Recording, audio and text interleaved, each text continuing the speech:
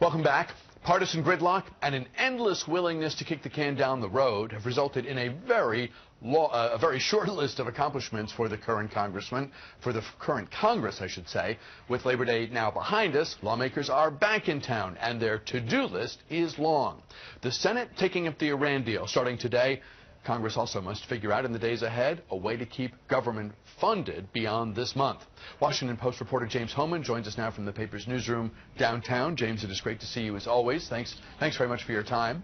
Great to be with you, Bruce. Just about everything I know about Congress I learned from your daily 202 feature, which is very good today. Let's start with the Iran deal. Senate Majority Leader Mitch McConnell making clear he wants all lawmakers, and this is rare, he wants all members of the Senate in the chamber at their desk as this deal is discussed. Yeah, and it's sort of a moot point at the end of the day, Bruce. The Iran deal has the votes.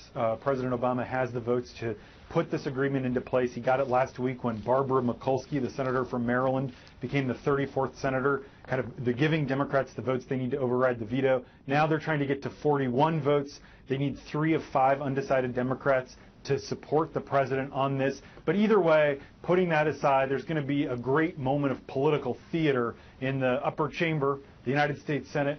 You're going to see some very impassioned floor speeches. This really is the most consequential foreign policy vote in Congress since the 2002 vote to authorize the war in Iraq. So people taking it very seriously, and the 5 undecided Democrats, including Joe Manchin from nearby in West Virginia, taking it very, very seriously, solemnly, as they make this decision. We had a chance not that long ago to talk with Maryland Senator Ben Cardin, whose decision on this deal was also a moment in this process, a very sort of newsworthy development. And I think it's true of him, and I think it's true of the vast majority of senators and members of Congress, not to be naive about the role of politics here, of course, but this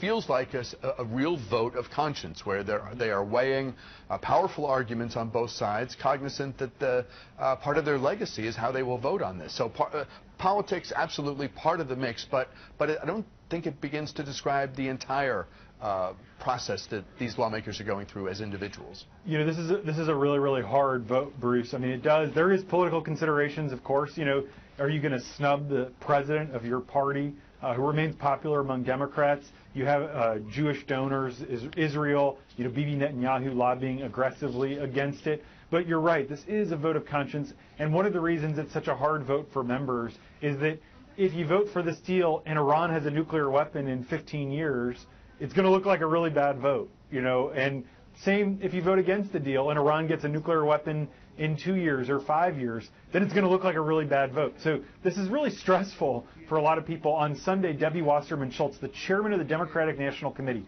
which the president, you know, technically controls, she came out for the deal but said it was the hardest decision she's had to make in 25 years in public life. She got very emotional, choked up, talking about how, you know, she doesn't want Iran to get the bomb, but she's not sure which way is the right way to make that objective happen. So this absolutely is something that's a gut-wrenching decision for a lot of people, in some ways akin to the way that the Affordable Care Act was in 2010. A lot of members knew that if they voted for it, they'd lose their seats, but they voted for it anyway because of what it accomplished.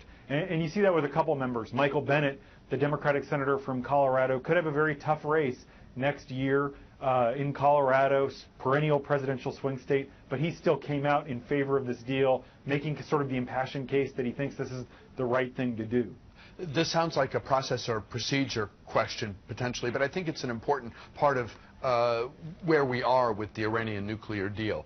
This is not something that Congress must approve for it to take effect. This is something Congress must reject, and that has put the White House in a much stronger position. All they have to do is sustain a veto, and they win.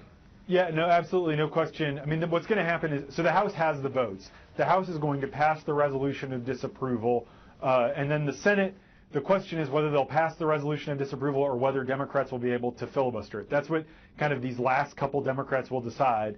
But yes, it's, you know, technically it's a resolution of disapproval. It's not a treaty. That actually is significant. The White House makes a very big deal about it. But, the reality is that the world is watching this vote. And I think, one of the concerns that a lot of people have is that the Iranians are not going to follow through on the terms of the deal necessarily because they think that the next Republican president is just going to roll it back or undo it.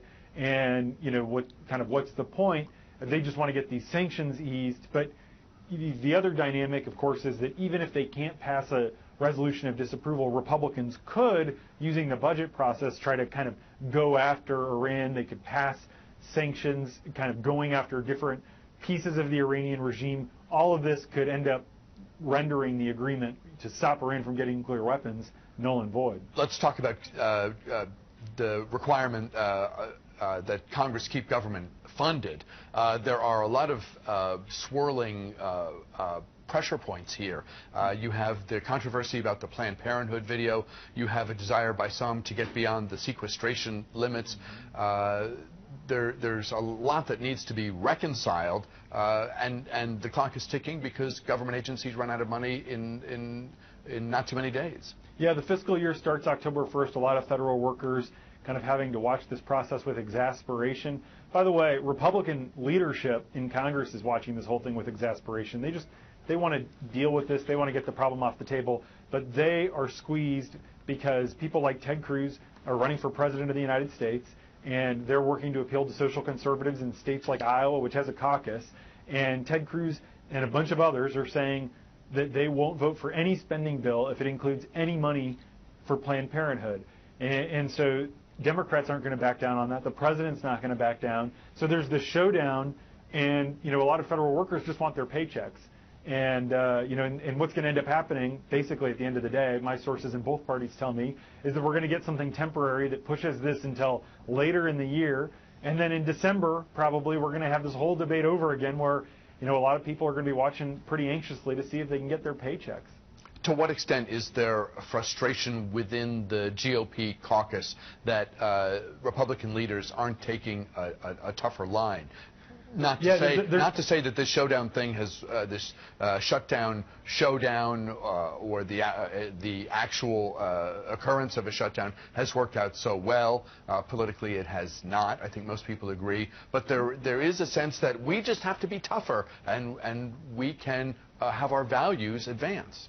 Yeah, and so there's unquestionably real divide within the Republican conference. I actually think it's a minority of Republicans who would be willing to actually shut down the government to defund Planned Parenthood. Remember, earlier this year in February, some House conservatives tried to defund the Department of Homeland Security to block President Obama's executive action on immigration. That was also politically did not go well for Republicans. So I think a lot of rank and file members, especially people who might have tough races in 2016, don't think this is a hill to die on, and they're not going to. But they may not be able to help some brinksmanship. Democrats, by the way, are watching this divide among Democrats, or Democrats are watching the divide among Republicans, right, and they think that they have leverage. They think this divide gives them the ability to push through funding for Planned Parenthood because the other side is going to end up blinking, and they just don't have the votes. They had a show vote on defunding Planned Parenthood right before the summer break. Only 53 people, they need 60, voted for it in the Senate. Only 2 Democrats defected voting against Planned Parenthood. So the votes aren't there. Mitch McConnell, the Senate Majority Leader, recognizes that. Has said so publicly? He said so publicly, absolutely, several times now. And so the question is, can Mitch McConnell convince conservative Republicans in the Senate that, besides Ted Cruz, who aren't running for president, that this is just not something to, not a hill to die on? James, we only have about a minute left. Some, and I don't want to overstate the number, but we know that one House member, I think from North Carolina, David Meadows? Mark Meadows. Mark Meadows, thank you. He's tired of Boehner. Is Boehner tired of all this? Yeah, so we're hearing, there's a story in Politico today. We have our own reporting. There's a lot of reporting. John Boehner this may be John Boehner's last term as Speaker. I think he is exhausted by this. He's squeezed between all these different political considerations. He's facing Barack Obama. I wouldn't be surprised if he gave up the speakership. But also, he is in some political danger. There's this sort of, that's sort of hanging over him from these conservatives, and Democrats could meddle. in any vote to get rid of him. So, I mean, it's one of the hardest jobs in Washington that John Boehner has. It's only getting harder. The next couple of weeks are going to be one of the biggest tests in his 5 years as Speaker. Politico and AP reporting, by the way, going back to our earlier conversation, that they have secured the 41st vote they need, so the president can probably keep his veto pen in the drawer. We'll find out, of course, in the days ahead. James Hohmann of the Washington Post, always great having you here. We appreciate your time, especially today. Good to talk with you. Thanks, Bruce. We'll step aside, back with more News Talk right after this.